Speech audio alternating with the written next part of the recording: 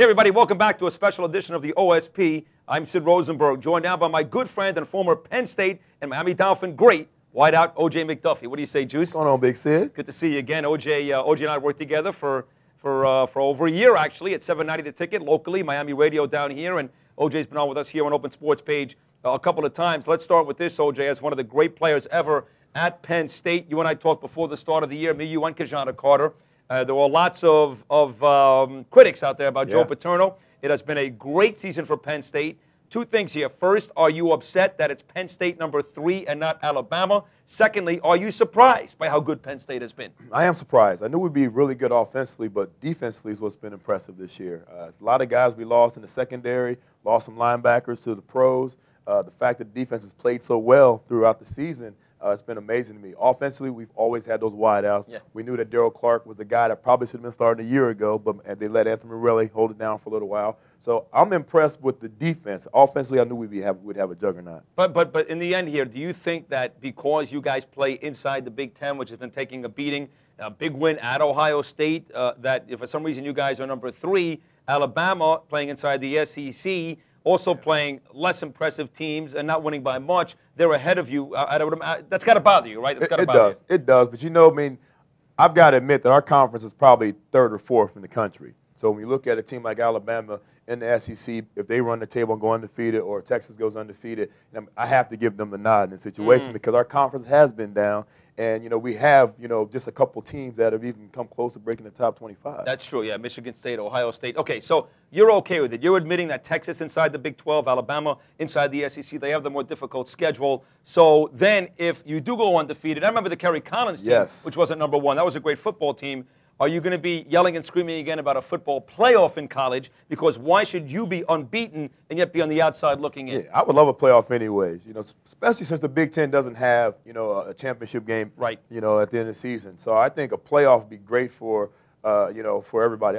Top 4 teams, Sid, you know, let the top 4 teams go at it. Winners of those games go and play in the BCS championship game. Now, Juice, what about the fact that the Big Ten does not have a championship? That kind of plays in favor of Penn State. If you're Texas or Alabama, go through the season unbeaten, now Alabama's got to play a team like Florida, who's been tremendous as of late in the SEC championship and lose. Now they've got a blemish on their record. So really, in the end, the fact that there is no Big Ten championship, that works in your favor. It's been both, I think. It's been good for like a team like Ohio State where they've gone and they've run the table, but I think that time off has really killed them when it comes to the championship game. But I'm also, you know, I like the fact that we do get a chance to sit back and see who we're going to play if we do get a chance to be in the BCS game, and then you get another, you know, week or 2 or 3 of getting healthy. Yeah. You know what's funny about this, as I'm talking to O.J. McDuffie again, one of the great players at Penn State, Miami Dolphins, and we've worked together now for years. You and I were just talking off the air about all the quarterbacks you played for when you played for the Nittany Lions, and that last guy you played for, last I checked, he's the only quarterback of the only undefeated team in the National Football League. Kerry Collins is still out there. He's still winning games. The ageless wonder at age 35 right now, and Kerry's been doing some big things, man. You know, after being the 5th pick by the Carolina Panthers when they first came out, to playing in New York with your football giants, to a Super Bowl. To a Super Bowl, been to 2 Super Bowls, and now I'm playing with Tennessee and undefeated. I was surprised, you know, the last time I saw him out there that they count on his arm a lot, you know, to continue drives and, you know, and keep him going. Vince Young's going to have a tough time getting his job back. I agree, and you make a very fair statement. I just talked about this today with Adam Schefter from the NFL Network, and that is people talk about Tennessee. They talk about the running game, deservedly so. Yes. Chris Johnson's a great rookie. Lendell White can bowl you over. They got a real good defense, but they almost discount Kerry like, oh, he just doesn't make mistakes. And I watched that game Monday against the Colts. He made some big throws in the second half. Big throws, big third and short throws that he made. And, you know, Kerry's got such great pocket presence. He's not the agile guy. You know, his mobility is lacking. But he makes the right decision, and he gets it out there. Man, he's a guy that throws a very catchable ball, and he throws it on time most of the time. Now, as one of the greats at Penn State, along with Kerry Collins, who's the greatest player ever in the history of Penn State football? Wow.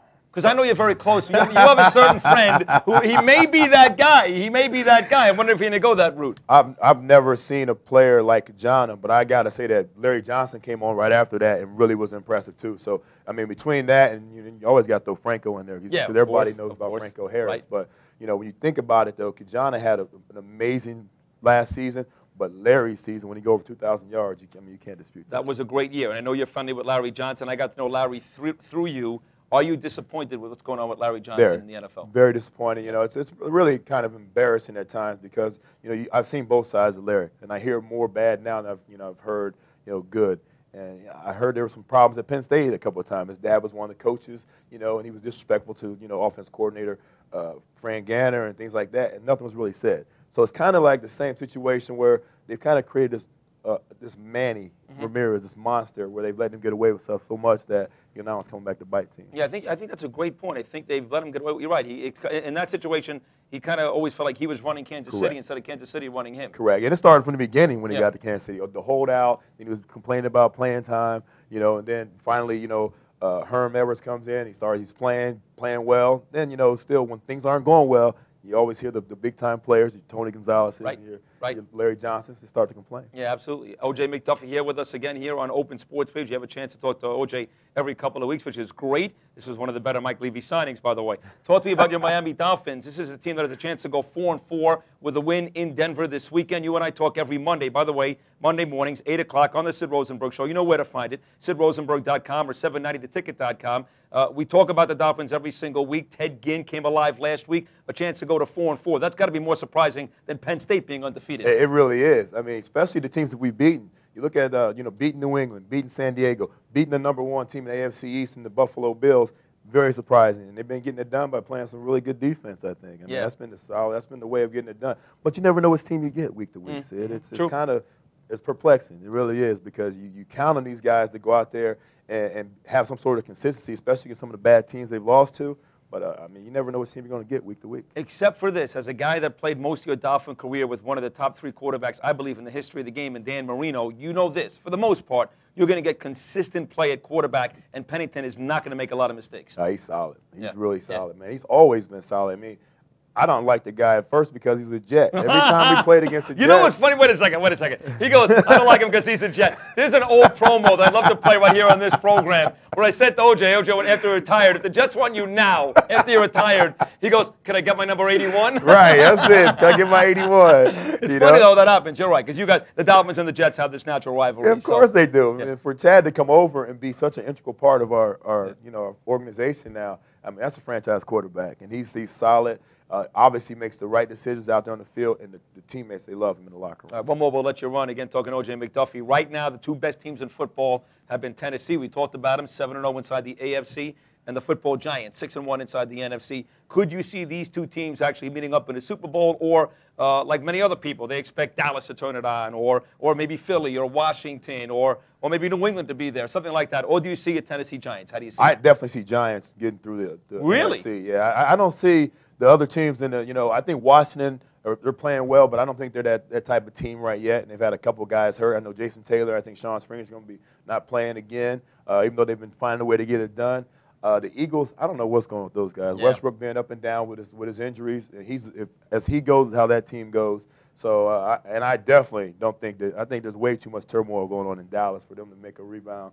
And too much pressure from Jerry Jones over there for even the coaches or the players to play well. Well, you've been good about this as a guy that played wide receiver in the NFL, and I know it's a tight fraternity, and you're friends with lots of guys that still play. I know that for a fact. But you've been critical of T.O. in the past. You've been critical of those guys that you readily recognize their magnificent talent. Correct. But guys like that can cause problems or more pressure than you need on a Sunday afternoon, right? Oh man, it's amazing.